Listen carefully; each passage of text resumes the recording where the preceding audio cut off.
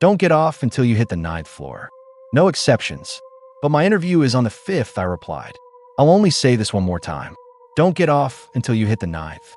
No other floor is safe. It was crazy, but something in his tone cut through my skepticism. He was dead serious. He looked nervous, too, as if fighting every instinct just to get the words out. The doors slid shut. Who the fuck says something like that?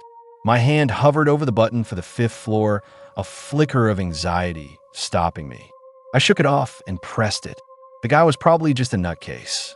The elevator climbed. I scanned my surroundings. A TV bolted to a top corner playing the Weather Channel, a mirrored back wall, and cozy lounge music. Standard stuff. Now, arriving at the fifth floor. Weird. I was sure I'd ever been in an elevator that announced every floor. If I worked here, that would get old fast. Ding! The doors open on the fifth. A woman at a reception desk stood up. Mr. Davis, you're early. The man's warning echoed in my head. We'll be ready for your interview in a few moments. In the meantime, please feel free to take a seat. Thank you, I responded. If I'm early, maybe I can come back in a few minutes? Nonsense. We'll see if we can speed things up. He has been very excited to meet you. The elevator doors began to close. I held them open, uncertain. Everything seemed fine, but an undercurrent of unease kept me rooted to the spot. From my vantage point, I scanned the office space behind her. It all looked normal: cubicles, people clicking away at keyboards, a kitchen area. Unremarkable, except for the portrait at the far end of the office. It was huge. I couldn't make out the subject, but a group of employees was gathered before it, staring almost in admiration. Your wife's name is Meredith. Isn't it? I froze. The question hit me like a physical blow. I was certain the application hadn't asked for my wife's name. You two are thinking of having children, right? If it's a boy, you want to name him Sam? What? The fuck? It wasn't just that she was right, it was a thought I'd never even voiced aloud. Not even to Meredith. Before I could respond, the employees around the portrait burst into a loud, perfectly synchronized rendition of Happy Birthday. Someone produced a cake and held it up to the picture. Squinting, I realized with a jolt what it was: a massive blow-up of my high school yearbook photo. I stumbled back into the elevator, jabbing the closed door button. Panic flared as it failed to respond immediately. Press, press, press. Come the fuck on. After what felt like an eternity, the doors started to slide shut. As the gap narrowed, I heard the receptionist's voice, smooth as silk. I'm so curious to know what your insides taste like, Michael. Fuck me. Ninth floor. I needed to get to the ninth floor. I slammed the button for 9. Nothing. I hammered it again and again, my knuckles rapping against the plastic. Come on, ninth fucking floor. Still nothing. Fuck it. Ground floor. Back to the start. My finger went for the G button, but the space was empty. The button was just gone. Fuck. The walls felt like they were closing in. I sucked in deep breaths, fighting off a full-blown panic attack. The elevator lurched upwards. Above the doors, the number 11 lit up. Someone was calling it. I muttered to myself, trying to stay calm. It's okay. Someone will call it to 9. Just get off at 9. As the elevator ascended, the lounge music shifted into a saccharine, instrumental version of Happy Birthday. Why does it think it's my birthday? I glanced at the TV. Sunny all week. Silver linings. Now arriving at the 11th floor. Ding! The doors opened. I pressed myself into the corner by the control panel. No more nightmare experiences. Thank you very much. An old woman stepped into the car. Great, I thought. This will be easy to explain. She smiled at me as the doors closed. With a lump in my throat, I asked, what floor? Ground floor, please.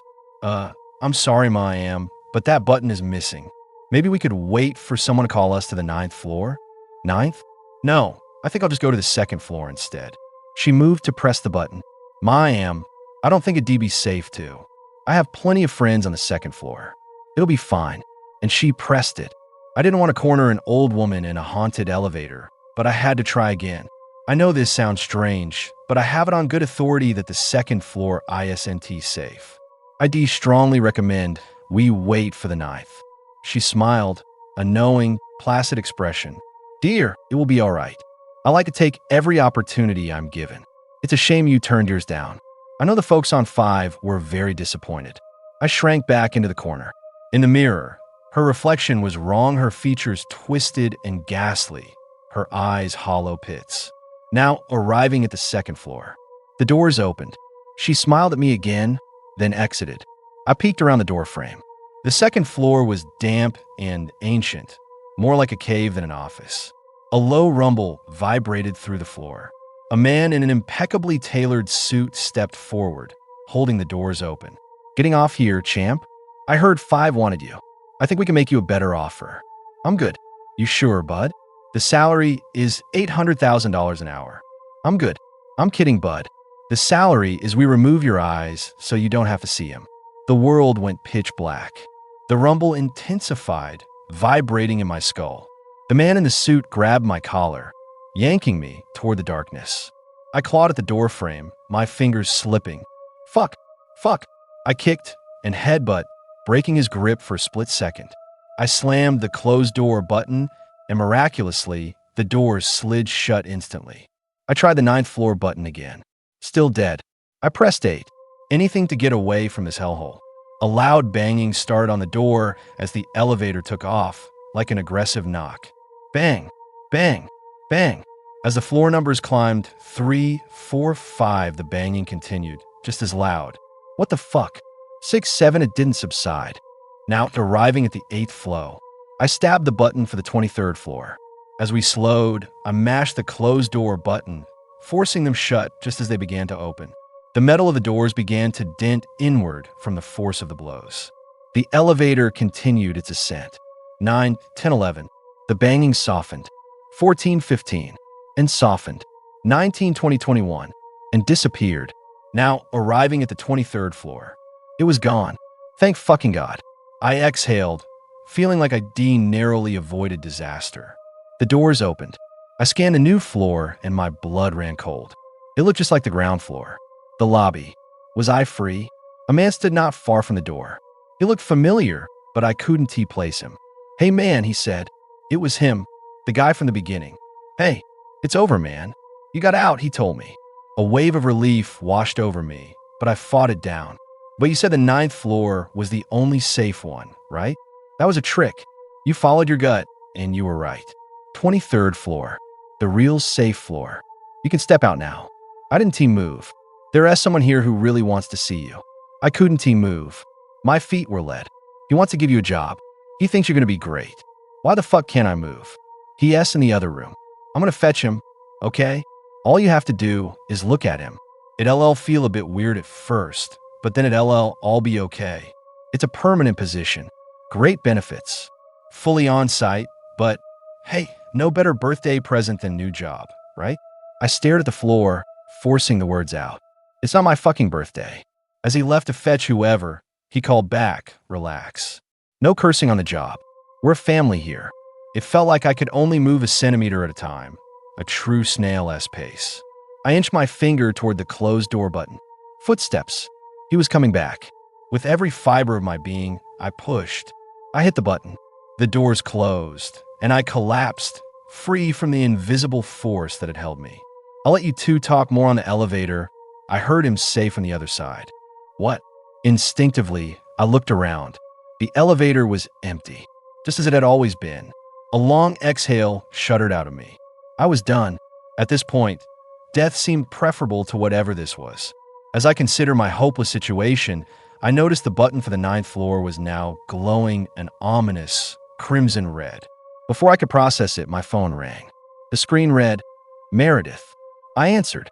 "Babe, fuck. I don't know why I didn't call you sooner. I'm trapped in this elevator. All this fucked up shit is happening. Maybe I should call the cops?"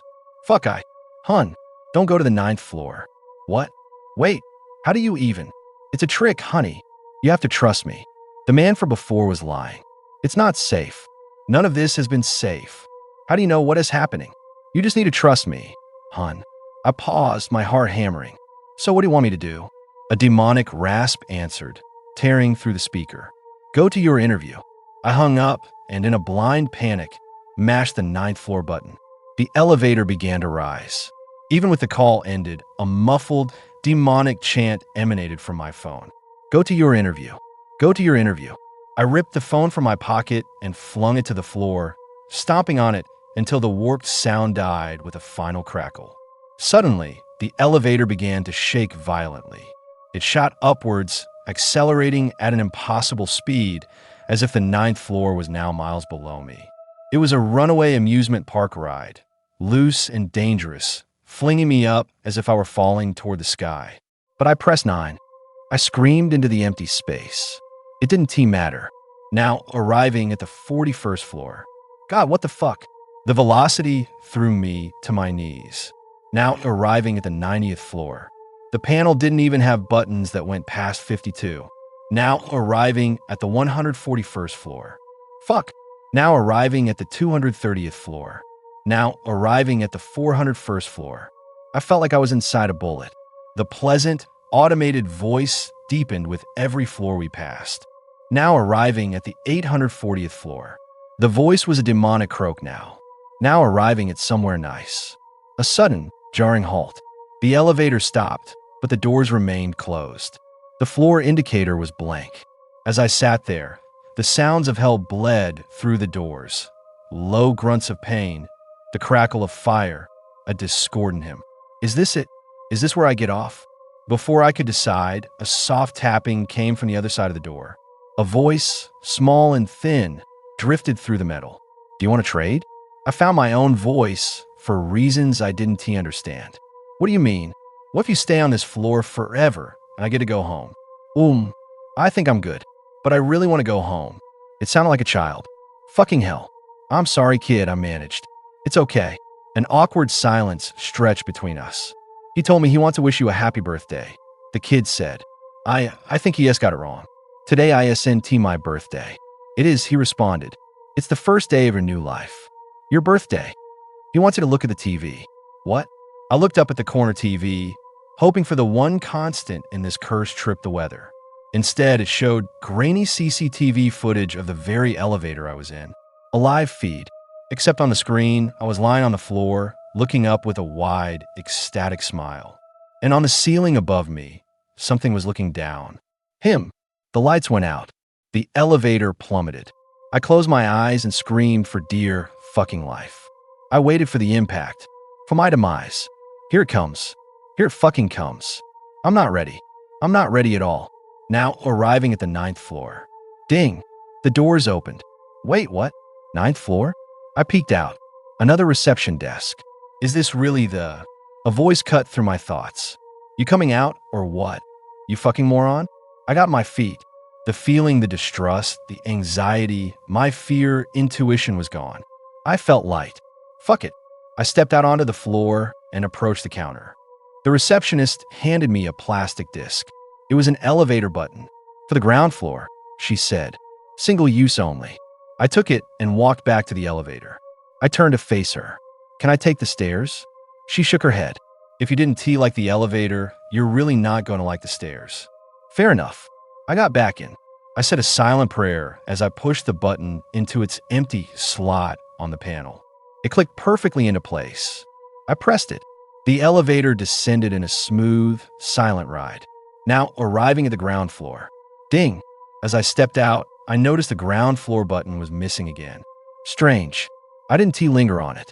I marched toward the exit, ready to be free of this building forever. I saw a woman rushing for the elevator I'd just left. I tried to stop her, to warn her, but something held me back. My body wouldn't obey. The most I could muster was to hold the door open for a moment, my voice a flat monotone. Don't get off until you hit the 9th floor. No exceptions. The woman just smiled at me. Happy birthday, Michael.